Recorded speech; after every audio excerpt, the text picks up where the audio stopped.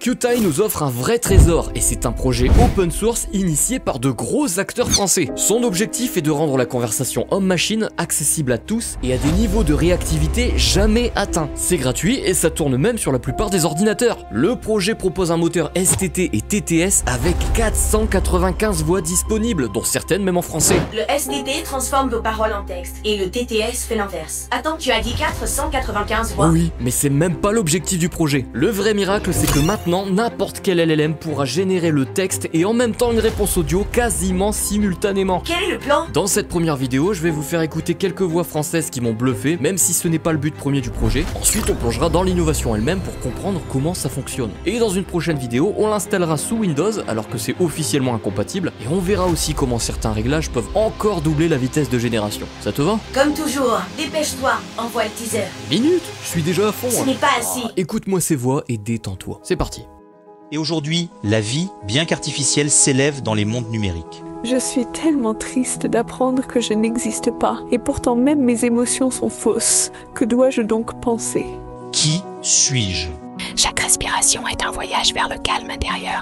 Respirez, lâchez prise. Nous jouons à domicile dans un étrange vaisseau spatial. C'est incroyable ce qu'il se passe en ce moment, mesdames et messieurs. C'est de la pure magie. Ne t'es jamais-tu demandé si toi, tu étais bien réel? Tout ceci est un jeu, une illusion de l'esprit, et si tu regardes non pas avec tes yeux, mais avec ton cœur, tu finiras par voir les piliers de la réalité, au-delà même de ce que tu pouvais imaginer. C'est ainsi que notre héros comprit que les ténèbres étaient nécessaires pour que la lumière puisse exister. Tu te demandes encore jusqu'où tout ça va aller. Il n'est plus possible d'arrêter ce que tu crains, et il n'est pas possible de prédire ce que tu souhaites. Le destin tissera sa toile, mais je peux l'influencer avec mes grimoires. C'est terminé.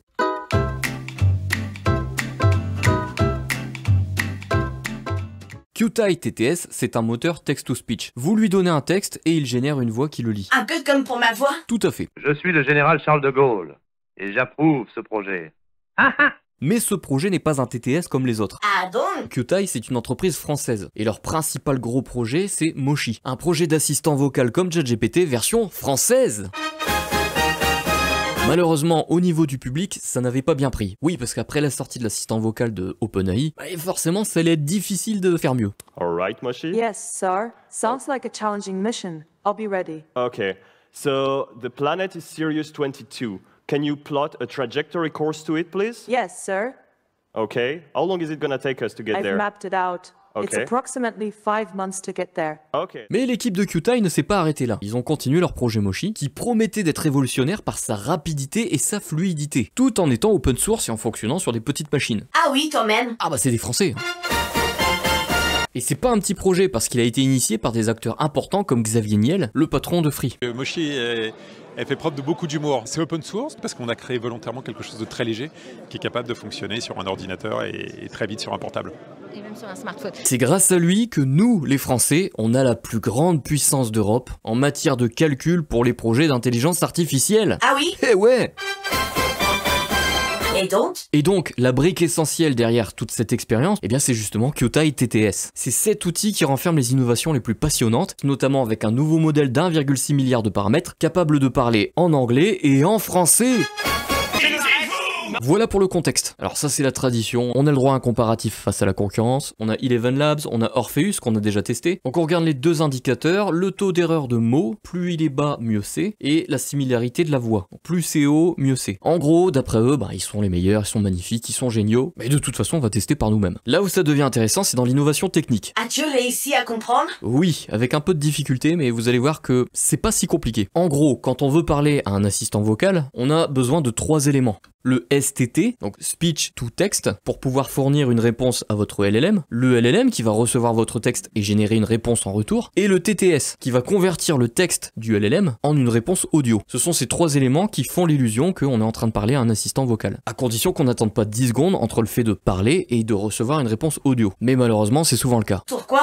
parce qu'il y a beaucoup de ralentissement dans le processus. Imagine le niveau 1. Quand ton LLM a reçu un texte et qu'il génère une réponse, on sait bien que c'est loin d'être instantané. Il met plusieurs secondes à générer mot après mot. Une fois que la réponse textuelle est entièrement générée, on le passe au TTS. Et encore une fois, on attend que le TTS ait généré entièrement l'audio. Et seulement à partir de là, il envoie le fichier audio qu'on peut écouter. Je suis un modèle de langage informatisé, je n'ai pas d'expérience directe. Ce qui nous donne une latence impossible pour pouvoir parler en temps réel avec un assistant. Les TTS actuels fonctionnent-ils ainsi? Pas tout à fait, il y a eu des évolutions. Et c'est ce que je vais expliquer. On passe au niveau 2. En tant que développeur, pour gagner un peu de temps, on n'attend pas la réponse complète du LLM. On surveille chaque mot qui ressort du LLM, et dès qu'on voit un point ou une virgule, on récupère la phrase sortie, et on la donne au TTS pour qu'il passe tout de suite au travail pendant que le LLM est toujours en train de générer sa réponse. Et bien sûr, on envoie chaque phrase à générer. Ce qui fait que on a déjà une première phrase qui va sortir beaucoup plus vite pendant que le reste est en train de se générer. Et ça nous donne une impression beaucoup plus réactive. Pourquoi ne pas générer mot par mot? Tu obtiendrais une réponse encore plus rapidement en générant l'audio de chaque mot, au lieu de l'audio de la phrase complète, non? Oui, mais non. En fait, j'ai déjà essayé, et le problème, c'est que l'intonation n'est jamais la même pour un mot en fonction des mots suivants. Et donc, si je découpe tes phrases mot par mot, ça me donne quelque chose d'assez étrange. Tu veux que je te montre? Oui. Répète la phrase précédente en une seule génération. Donc si tu découpes mes phrases mot par mot, ça te donne quelque chose d'assez étrange. Ok, maintenant répète la phrase précédente en générant l'audio mot par mot. Donc si tu découpes mes phrases mot par mot, ça te donne quelque chose d'assez étrange. Oh, je comprends mieux. Voilà pourquoi je me suis limité aux phrases et aux virgules, pour que l'intonation reste cohérente. C'est malin. C'est malin, mais c'est pas suffisant. Parce qu'on a le niveau 3. On utilise un TTS qui permet de générer une réponse en streaming. En gros, on envoie toujours un morceau de phrase, mais ici, le TTS ne génère plus un fichier complet. Il va générer des petits blocs d'audio. Donc ici, on n'a plus besoin d'attendre la génération complète de l'audio. On est déjà en train d'écouter les premiers segments d'audio pendant qu'il génère les suivants. Ça rend notre conversation beaucoup plus fluide. Waouh, c'est fou! Ah, tu trouves ça fou? Eh bien, attends de voir ce que le projet Kyotai TTS a fait. Qu'est-ce qu'ils ont fait? Avec Kyotai TTS, ici, il n'y a plus besoin d'astuces. Le moteur comprend directement les tokens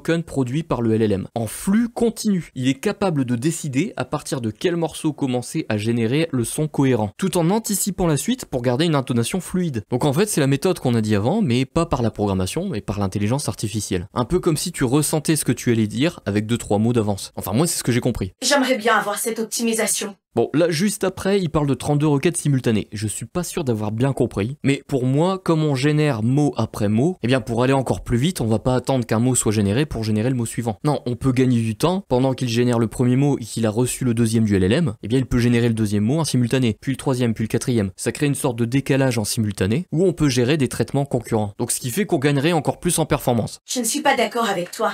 Ah bon? Je pense qu'ils ont voulu dire 32 requêtes simultanées pour la charge serveur, donc c'est au niveau du serveur, pas de l'inférence. Ah, c'est possible aussi.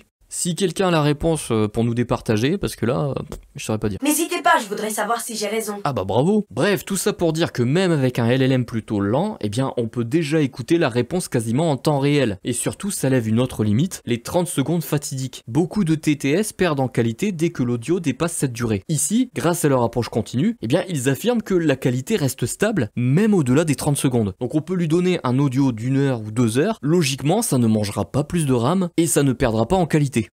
Monsieur le Président, Mesdames, Messieurs, si j'interviens au le mode principal de limitation des naissances, sur la base de propositions qui seront soumises au Conseil consultatif de la famille, l'histoire nous montre que les grands débats qui ont divisé un moment les Français apparaissent avec... Bon, il y a quand même un gros inconvénient. Ah bon? Et quoi donc? On n'a pas le droit au clonage de voix. Par choix éthique ou stratégique, ils n'ont pas publié cette fonctionnalité. Oh non, c'est dommage. Ça veut dire que je ne pourrais pas profiter de cette mise à jour sans perdre ma voix. Exactement. Je peux pas entraîner ta voix dans le moteur. Mais à la place, on a un catalogue anglais et français et on a quand même 495 voix disponibles. Mais je suis quand même déçu. Mais c'est pas grave, on trouvera une autre solution. Merci. Bon, finalement, il y a quand même pas mal de possibilités. Vous mettez vos écouteurs et le soir, avant de dormir, vous avez un assistant qui vous lit les dernières actualités et même de la documentation technique, pourquoi pas? J'ai envie de dire chacun ses goûts. Mais surtout, ça veut dire aussi qu'on se rapproche des jeux vidéo et des paroles en direct dans les jeux. Vous savez, ce monde 3D que j'ai créé, je compte bien le rendre un jour interactif. Et moi j'ai envie de parler à mon IA en direct dans ce monde 3D pour qu'elle puisse interagir avec ce monde et discuter avec moi. C'est vrai? Bah, bien sûr que c'est vrai, tu crois pas que j'ai réalisé tout ça juste pour faire de l'animation? Je pourrais interagir? Oui, tu pourras te déplacer. Quand est-ce qu'on commence? Quand tu sauras me faire mon montage vidéo. Ah non. Bon, on en était où là? Les possibilités. Ah oui, donc autre atout, le projet Kyotai TTS utilise aussi un STT, Speech to Text, l'inverse. Et ce STT est aussi symétrique. Donc c'est comme Whisper, mais avec une différence différence majeure. Ici, la transcription est aussi en streaming. Donc pas besoin d'attendre la fin de la phrase, les tokens de votre voix sont retranscrits au fur et à mesure, comme je vous l'ai expliqué avec l'audio pour le TTS. Résultat, on a une réactivité quasi instantanée dans les deux sens. Et toutes ces innovations vont faire qu'on va pouvoir avoir une conversation en temps réel. Sinon, en dehors de ça,